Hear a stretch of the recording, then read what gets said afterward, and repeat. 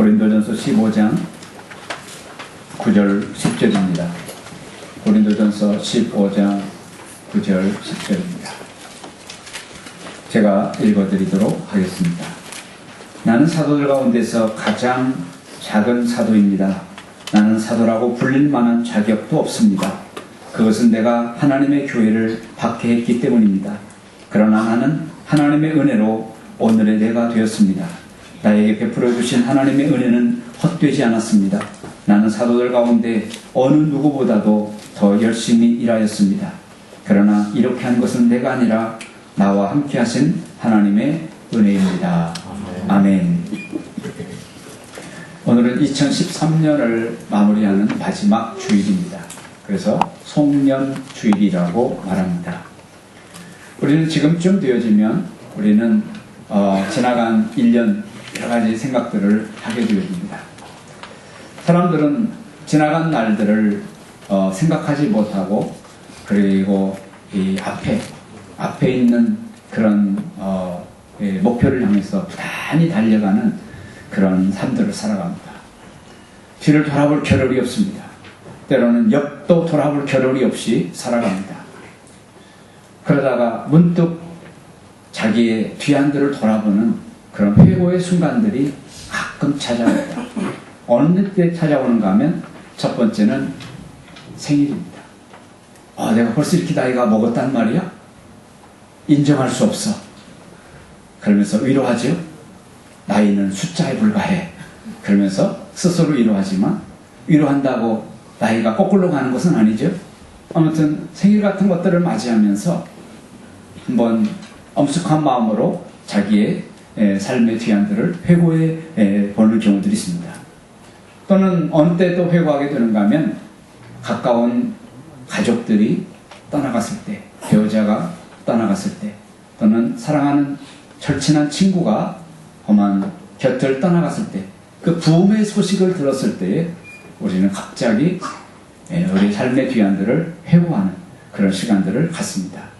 지난 여름에 고등학교 가까이 지내던 친구 오관석이라는 친구가 하늘나라로 먼저 갔습니다. 그 친구는 술을 좋아했습니다. 여러 번 전도도 했지만, 그래서 교회도 좀 나가보기도 하고 그랬는데 예수를 영접했는지는 모르겠습니다. 근데 그 술 때문에 대장암이 생겼고, 그리고 대장암이 전이가 되어서 그만 죽음에 이르게 되었습니다. 그래서 제가 삼성의료원에 힘들게 마지막 순간들 보내고 있다고 그래서 찾아갔습니다. 그래서 내가 찾아갔더니 저를 알아보는 거예요. 완전히 피골이 상접한 모습이에요. 그래서 제가 갔더니 그러는 거예요. 와서 고맙다. 그런데 빨리 가줘. 나 힘들어. 빨리 가줘. 그러는 거예요. 너무나 고통스러우니까 정말로 빨리 가주는 것이 자기를 돕는 거라는 거예요. 그래서 빨리 가달라는 거예요. 그리고 제가 생각건데 자기의 그 추한 모습을 안 보여주고 싶었던 것 같아요.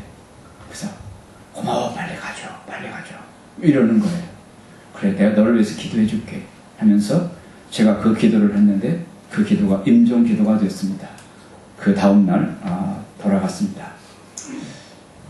그런데 그 친구를 마지막 그렇게 면회를 하고 집에 오는데 차 속에서 그 친구의 모습과 내 모습이 계속 이렇게 교차되어져 생각나는 거예요. 그러면서 내 삶의 뒤안들을 자꾸만 떠올리게 되어지고 나는 어떻게 그 죽음의 순간 어떤 모습으로 맞이할 것인가, 그런 순간들이 계속 차 타고 오는 동안에 그 마음이 우울해지면서 계속 그 친구의 현실의 모습과 내 지나간 과거와 나는 어떻게 그 순간을 맞이할 것인가, 이런 생각들이 계속 엉켜져서 이렇게 막 회전되어지는 그런 시간들을 가져봤습니다.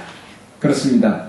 우리는 가까운 사람의 죽음이라든가 여러 가지 배우자의 어떤 부흥의 소식들, 그런 친구들의 부흥의 소식들을 들을 때에 우리들은 갑자기 우리의 삶의 뒤안들을 회고하는 그러한 순간을 맞이하게 됩니다. 그리고 또 한번 어느 때 우리는 회고의 순간을 맞는가 하면 아마 연말 연시가 아닐까 생각합니다. 한 해가 마무리되어질 때, 또 이런 마지막이라는 이러한 순간들을 통해서 좀 겸손한 마음으로, 잠잠한 마음으로 자기의 과거를 돌아볼 수 있는 그런 시간들을 갖게 됩니다. 오늘 성경 말씀을 보면 사도 바울이 자기의 과거를 회고하고 오늘의 현재를 직시하는 이러한 그 고백을 하는 것을 읽어볼 수 있습니다. 사도 바울은 오늘 이 고린도 전서라는 이 글을 쓸 때에 그의 나이가 40대 중반쯤 되었습니다. 40대 중반쯤. 그리고 10년을 거슬러 올라가서 어떤 사건이 있는가 하면 자기 일생의 가장 중요한 터닝 포인트를 맞이합니다. 그게 백부장으로부터 백지위임장을 들고 그는 다마스커스에 있는 예수 믿는 사람들을 이제 잔멸하기 위해서 말 타고 달리고 가고 있었습니다. 그때에 빛으로 오신 예수를 만납니다. 말 잔등에서 나동거라지면서 그는 그렇게 외칩니다. 주여 당신은 누십니까? 그랬을 때에 빛으로부터 소리가 났습니다. 나는 네가 핍박하는 예수다. 빛으로 오신 예수를 정면으로 맞닥뜨리면서 그는 새로운 인생의 전기를 맞이하게 됩니다. 그로부터 그는 정말로 뒤돌아보지 않고 앞만 달려서 10여 년의 세월들을 왔습니다. 그러면서 자기의 과거와 현실을 돌아보니까 격세지감이 나타나는 거예요. 야, 10년 전에 나는 정말로 형편없는 사람이었고 하나님의 교회를 핍박하고 공포의 사자였는데, 하나님의 교회를 파괴하는 악잡이였는데 10년이 지난 내가 이렇게 바뀌다니 믿을 수 없는 일이야.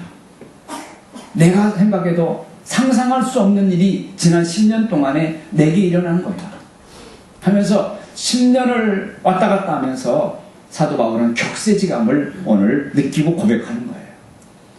여러분, 과거의 사도는 과거의 바울은 누구였습니까? 오늘 성경 9절에서 그는 고백합니다. 나는 사도라고 불릴 자격도 없는 사람입니다. 왜? 나는 사도들 중에 지극히 작은 자에 불과했고 나는 하나님의 교회를 핍박한 사람이었기 때문에 그렇습니다. 나는 사도라고 불릴 자격이 없는 사람입니다. 자기의 10년 전의 자기를 그렇게 평가하고 있습니다. 그러나 오늘의 나는 누굽니까? 10절을 한번 보실까요? 10절을 보면 이렇게 말했습니다. 그러나 나는 하나님의 은혜로 오늘의 내가 되었습니다. 9절에서는 과거의 자기를 성찰하고 있다고 한다면 10절 상반절에서는 말합니다. 내가 하나님의 은혜로 오늘의 내가 되었습니다. 과거의 나와 오늘의 나를 비교할 때에 엄청난 차이를 경험하는 거예요. 그러면서 그는 말합니다. 오늘의 내가 될 수 있었던 비결은 오늘 여기 있는 것처럼 하나님의 은혜로 되었다 라고 말합니다. 오늘의 나의 나 된 것은 100% 하나님의 은혜다 라고 고백하는 것입니다. 그러면 어떻게 이 하나님의 은혜가 이 사도 바울에게 스며들었을까요? 그래서 오늘의 나가 빚어질 수 있었을까요?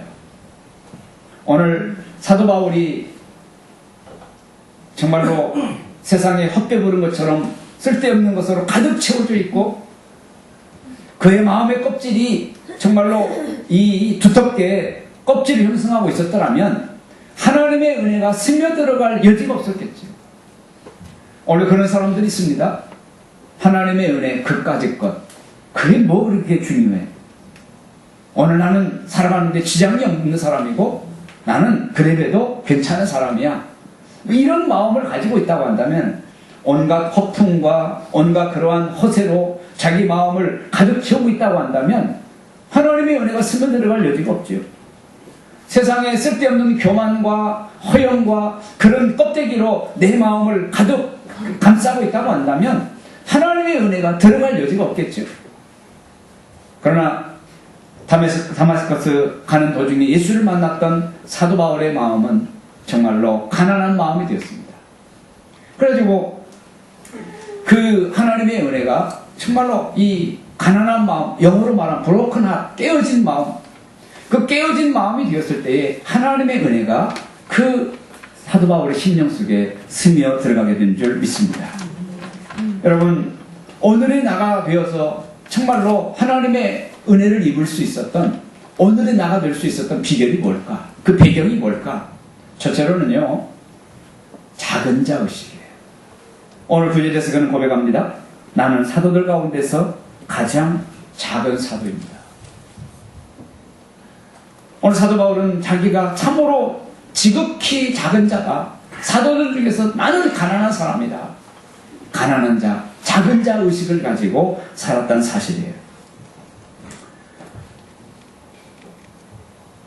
그 베드로나 요한이나 야고보 같은 이 예수님의 아주 최측근에 있었던 그런 제자들이 있어요. 그런 제자들은요, 3년 동안 한 번도 예수님 곁을 떠나본 적이 없어요. 이 세 제자들은 정말로 야율의 딸이 죽은 자리에서 일어나는 그 현장을 가장 가까이서 두 눈으로 목격한 사람이에요. 오병이어를 가지고 5,000명이 먹고 12광주리가 남는 가장 그 최 입장에, 그 현장에 있었던 사람이 바로 예수님의 제자들이에요. 그래서 예수님의 제자들이 모여가지고 그때 베스다들에서 예수님이 정말로 이 물고기 2마리와 보리떡 5개로 이런 기적을 베풀 때 참 신났었지. 그때 우리는 너무나 당황했었지. 뭐 이런 이야기들을 할 때 사도 바울은 묵묵부답 입을 닫고 있어야 돼. 그는 그 현장에 있지 않았거든요. 예수님께서 십자가에 달리기 위해서 채찍이 맞고 피범벅이 되어서 그 90건이나 되는 그 무거운 십자가를 지고 골고다 언덕을 갈 때에 정말로 그 뒤의 모습을 아린 가슴으로 지켜보던 제자들이 있었잖아요. 그리고 예수님이 십자가에서 죽어가시면서 엘리 라마 사막다니 라고 울부짖었을 때에 제자들은 가슴이 오그라지는 것 같은 그런 마음으로 그 현장을 지켜보았잖아요. 그래서 그런 십자가의 얘기를 하면 사도 바울은 도무지 내놓을 명함이 없는 거예요. 그 현장을 지켜보면서 가슴이 오그라드는 그러한 갈등과 고민과 아픔들이 사도 바울에는 없었거든요. 예수님이 3일 만에 부활하시고 40일 동안 예수님의 제자들과 함께 같이 먹고 같이 동행하는 그 부활의 환희와 기쁨의 순간, 제자들은 다 거기 있었지만 사도 바울은 나중에 예수를 만났기 때문에 그 예수에 대해서 부활의 그 현장을 도무지 알 길이 없어요. 얘기를 해도 그게 무슨 말인가? 내놓을 명함이 없는 거예요. 예수님께서 40일 지난 다음에 감람산에서 정말로 구름의 땀을 호의를 받으면서 승천하실 때에 얼마나 환희로웠을까요? 얼마나 원더풀한 광경이에요. 그러나 사도 바울은 그 현장을 경험하지 못했어요. 그래서 다른 사도들에 비해서 사도 바울은 정말로 작은 자예요. 그런 얘기, 현장감 있는 얘기를 하면은 도무지 내놓을 명함이 없고 할 얘기가 없는 사람, 입을 닫고 있어야만 되는 사람, 이 사람이 바울이었다는 사실이에요. 그런 빛으로 오신 부활의 예수님을 만난 것 외에는 교회를 핍박한 과거를 가지고 있고, 아무튼 여러 가지 면에서 그는 다른 사도들에 비해서 작은 자인 것은 사실이었습니다. 그렇습니다. 사도 바울은요, 스타트가 늦은 사람이었습니다. 다른 제자들에 비하면 출발이 늦은 사람이에요. 예수 만난 순간도 늦은 사람이에요. 그는 정말로 작은 자예요. 그런데 그것이 그에게 아픔이 되었고, 그것이 그에게 약점이 되었고, 또한 상처가 됐는지도 몰라요. 그러나 오늘 사도 바울은 평생을 죽을 때까지 나는 다른 사도들보다 출발이 늦은 사람이고, 나는 약한 사람이고, 나는 약점 있는 사람이야, 나는 컴플렉스가 있는 사람이야. 그런 컴플렉스가 있었지만, 그러나 컴플렉스 의식에 쌓이지는 않았어. 나는 늦게 출발한 사람이니까 더 열심히 뛸 거야. 나는 약점이 있고 컴플렉스가 있으니까 더 열심히 일할 거야. 더 열심히 일어날 거야. 더 많이 기도할 거야. 그 약점, 그 컴플렉스가 결국은 이 사도 바울로 하여금 더 다른 사도들보다 더 열심히 일하게 하고, 더 수고하게 하고, 더 하나님의 은혜를 사모하게 하는 그러한 채찍이 되었다는 사실이에요. 그래서 오늘 사도 바울은 말합니다. 오늘의 내가 된 것은 내가 바로 그런 작은 자의식을 가지고 살았기 때문에 그렇다라는 거예요. 오늘 사랑하는 성도 여러분, 오늘 우리들도 정말로 이 작은 자의식, 정말로 컴플렉스 때문에, 그 약점 때문에 힘들어하고, 그것 때문에 한숨을 쉬고, 그것 때문에 절망하고 낙심하는 사람들이 있어요. 나는 태어날 때 부모로부터 가진 것이 없이, 아무것도 물려받은 것이 없이 나는 태어난 사람이야. 나는 가방끈이 짧아. 나는 이거 저거 이런 문제 때문에 난 할 수 없어. 그러면 어떤 그런 컴플렉스 의식을 벗어나지 못하고 거기에 함몰되어 있다고 한다면 오늘의 나라는 존재는 기대할 수 없어. 사도 바울도 나는 출발이 늦은 사람이고 나는 그 현장감 있는 그러한 은혜들을 경험하지 못한 사람이지만, 그러나 그렇기 때문에 나는 더 많이 열심히 일하고 더 많이 수고할 거야. 이러한 자세로 살았을 때에 그의 약점, 그의 컴플렉스는 오히려 다른 사도들보다, 먼저 출발한 사도들보다 더 독보적인 위치에 도달하게 하게 한 줄 믿습니다. 그것이 바로 오늘의 날, 오늘의 날. 오늘 지난 1년을 돌아보면서 오늘의 나가 별로 차별이 없는, 차이가 없는 나라고 한다면 오늘 분명히 그 사람은 컴플렉스 시기에서 헤어나오지 못하고 있는 거예요. 여러분, 컴플렉스 약점이 없는 사람이 누가 있습니까? 단점, 결점이 없는 사람이 누가 있습니까? 다 있어요. 그러나 누가 훌륭한 사람인가 하면, 하나님은 어떤 사람을 귀히 여기시는가 하면, 나는 이런 작은 자이지만, 나는 이런 컴플렉스를 가지고 있고, 나는 출발이 늦은 사람이지만, 그러나 그렇기 때문에 난 더 열심히 일할 것이고, 그래서 난 더 많이 수고할 거야. 이러한 의식을 가진 사람은 오늘 사도 바울처럼 정말 오늘의 나를 고백할 수 있고, 또한 존귀 여김을 받게 되는 줄 믿습니다. 또 하나, 사도 바울에게 정말 하나님의 은혜가 스며들 수 있었던 그 여지가 뭐냐? 그것은 뭐냐면 전과자 의식이에요. 조금 좋은 표현은 아닌데 적절한 단어를 제가 못 찾았어요. 전과자 의식. 그는 9절에서 말하잖아요. 나는 사도라고 불릴 자격이 없는 사람이다. 왜? 나는 교회를 핍박한 전과가 있는 사람이니까. 여러분, 사도 바울은 기고만장해서 정말로 예수 믿는 사람들을 잔멸하고 하나님의 공동체를 무너뜨리는데 앞장섰던 사람. 사도 바울이 뜨면, 옛날에 이름은 사울이죠. 이 사울이라는 청년이, 혈기 왕성한 사울이라는 형제가 딱 뜨면 모든 교회와 예수 믿는 사람들은 떨어야 했어. 그 앞에 공포를 느껴야 했어. 사도 바울 때문에 스데반이 죽어갔어. 그 현장을 진두지휘한 사람이거든요.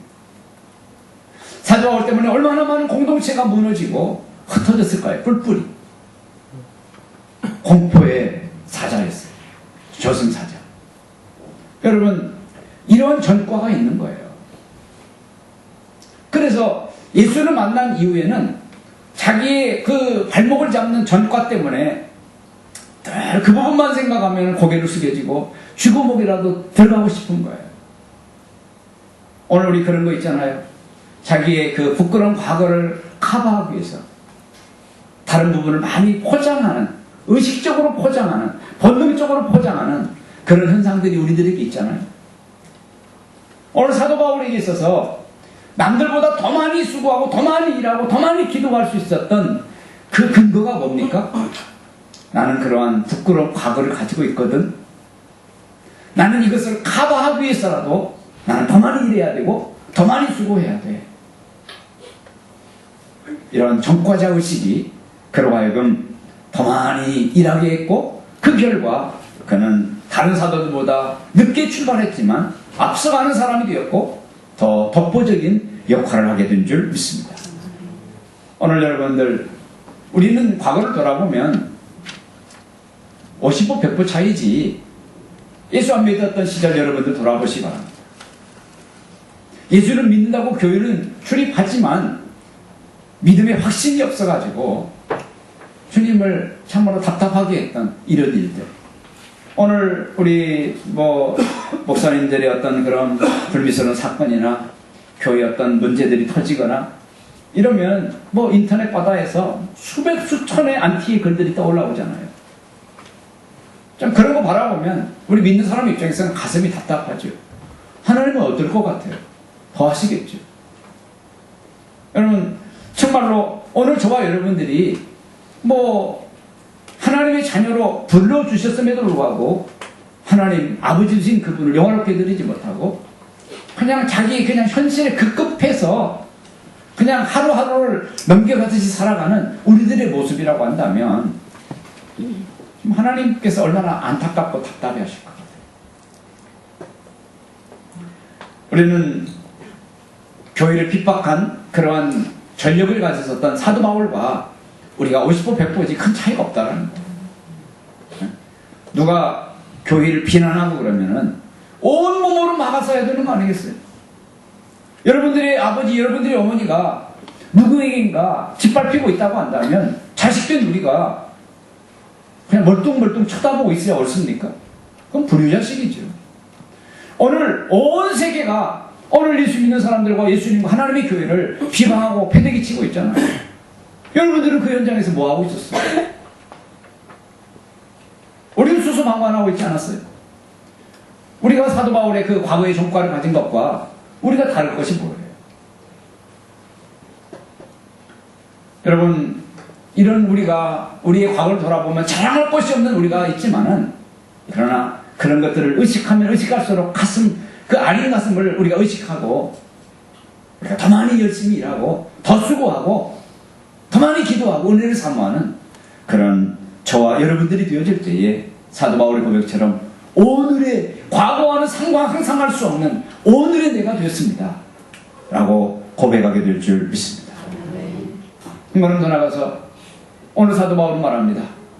오늘의 내가 될 수 있었던 것은 하나님의 은혜입니다 라고 고백합니다. 하나님의 은혜. 여러분 사도 바울이 오늘의 나, 과거와 견주어보면 상상할 수 없는 오늘의 나가 될 수 있었던 그것은 하나님의 은혜라고 고백하는데 여러분 그 하나님의 은혜가 어떤 은혜일 것 같아요? 여러 가지가 있겠지만 두 가지로 정리해 봅니다. 한 가지는요, 과거를 불문에 붙이신 하나님 은혜예요. 아까도 9절에서 말했잖아요. 나는 과거 교회를 핍박했고 나 때문에 죽어간 사람이 있고 나 때문에 파괴된 교회가 있고 나 때문에 어려움 당하고 공포에 떨었던 수많은 사람들이 있다. 나는 그런 과거를 가지고 있어서 도무지 성도의 반열, 사도의 반열에 들어갈 수 없는 사람인데 오늘의 내가 될 수 있었던 비결은 뭐예요? 과거를 불문에 붙이시는 하나님의 은혜라는 거예요. 오늘 여러분들 과거를 다 들춰보세요. 김일성, 김정일 그런 사람들 보면은 순혈주의를 따진다고 순혈주의 가지고 남한에 작은아버지가 있으면 안 되고 해서 안 되고 동포 시아버지가 있으면 안 되고 옛날에 6.25 때 그 남한에서 부역한 일 있으면 안 되고 아무튼 이것저것 다 해가지고 안 되고 여러분 우리가 그런 식으로 정말로 우리의 과거 때문에 발목이 잡히는 그런 일들이 계속 있다고 한다면 그런 것들을 문제 삼는다고 한다면 정말로 북한 땅에서 살 수가 없잖아요. 그래서 탈북하는 사람들이 생기잖아요. 오늘 하나님이 과거를 불문에 붙이지 아니하시고 저와 여러분들에 대해서 너는 옛날에 그것 때문에 안 되고 넌 그런 죄를 졌지 그래서 안 되고 내가 힘들어할 때 눈 감고 있었지 그 눈 감은 죄로 안 되고 이것저것 다 안 되고 한번 문제를 삼는다고 한다면 오늘 여기 이 자리에 있으신 사람이 몇 사람이나 되겠어요? 오늘 사도 바울이 고백하는 것처럼 오늘 내가 이 자리에 서 있을 수 있는 오늘의 내가 될 수 있었던 비결은 과거를 묻지 아니하시고 과거를 불문에 붙이시는 하나님의 은혜다라는 거예요. 누가복음 15장에서 탕자가 아버지 재산을 강탈하다시피 빼앗아 믿듯이 해가지고 먼 나라를 떠납니다. 그래서 거기서 다 통전하고 이제 거지 중에 상거지가 돼가지고 집으로 돌아옵니다. 집으로 돌아와서 아버지에게 뭐라고 일성 천마디를 고합니까? 아버지, 저는 아버지 자식이라고 할 자격이 없습니다. 저를 품꾼의 하나 종으로 여겨주십시오 라고 그렇게 고백을 합니다. 계속 뒤따라지면서 아버지, 저는 아버지의 종입니다. 종으로 여겨주십시오. 밥 세 그릇 있으면 저는 죽도록 일하겠습니다.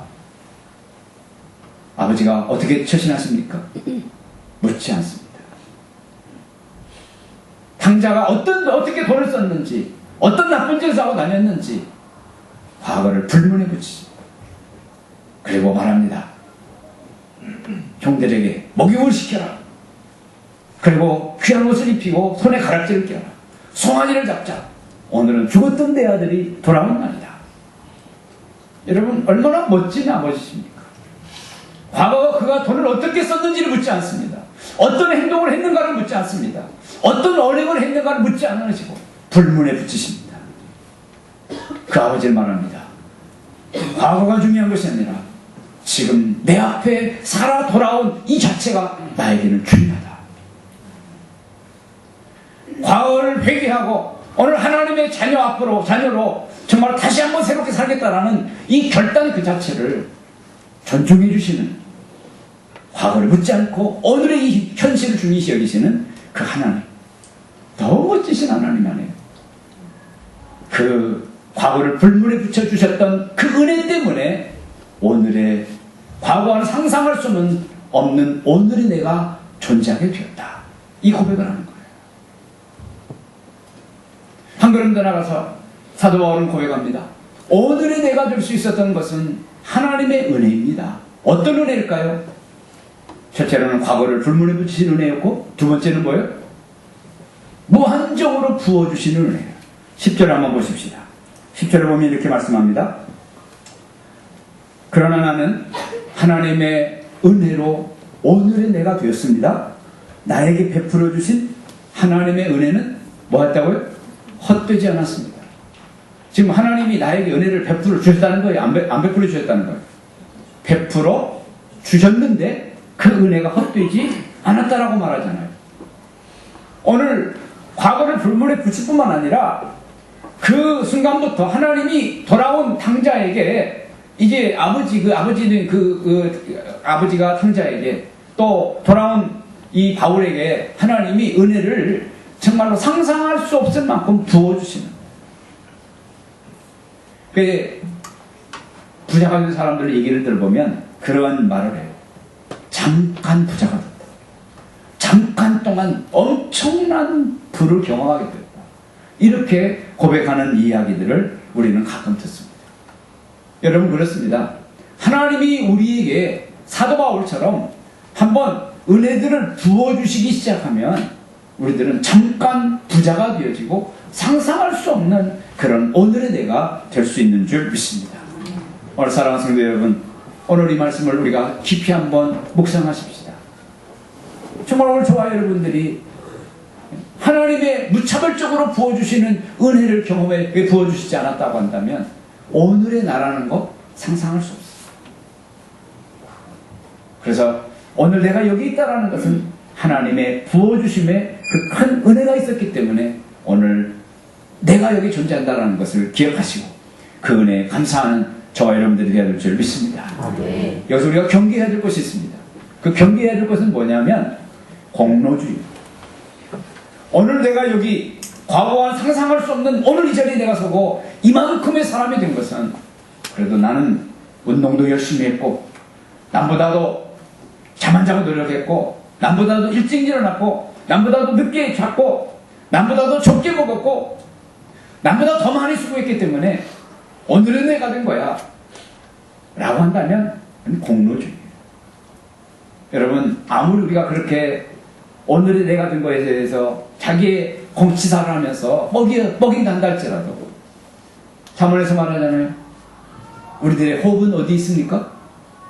코에 우리들의 생명은 코에 호흡이 있다고 말하잖아요. 하나님이 그거 거두어하시면 우리는 아무것도 아닌 존재예요. 우리들이 아무런 대단한 공로를 쌓았다 할지라도 하나님이 우리의 호흡을 멈춰주시면은 그 모든 것들은 아무런 의미가 없는 거예요. 사도 바울은 고백합니다. 그는 과거에 비하면 과거를 돌아보면은 정말로 얼마나 대단한 일을 했습니까? 예수 믿는 일 때문에 강의 위험, 강도의 위험, 도로의 위험, 신의 위험, 바다의 위험, 또 동족의 위험, 수없이 많은 위험을 받습니다. 일주일을 정말로 흑암에서 지내고 40에 하나 감한 태장을 3번이나 맞고 돌로 맞아가지고 완전히 죽었는데 기적같이 살아나고 지중해를 3바퀴 방이나 돌고 주변을. 여러분, 우리가 바울을 따라갈 만합니까? 우리는 그 발제 틈도 못 따라가요. 그러나 바울은 고백합니다. 내가 받은 무차별로 부어주신 하나님의 은혜에 비하면 내 인간의 수고와 공로는 내 및 명함도 없다, 안 된다는 거예요. 이제 오늘 2013년 마지막 주일 여기에 이르게 된 것은 내 공로가 아니라 과거를 불물에 붙여주시는 하나님의 은혜요, 그리고 나에게 무한적으로 부어주시는 하나님의 특별함이 있었기 때문에, 이 파격적인 은혜가 있었기 때문에 오늘 내가 여기 있다는 사실들을 기억하시고 내 생명을 지금도 부지하고 뭔가 미래를 소망 중에 기대할 수 있는 것도 하나님의 파격적인 은혜의 결과인 줄 믿으시기 바랍니다. 이 에베네셀의 하나님을 찬양할 때에 하나님은 앞서가심이 우리의 필요를 준비하시는 여호와 이레의 하나님으로 또한 2014년에 우리에게 다가와 주실 줄 믿습니다. 기도하겠습니다. 하나님 아버지,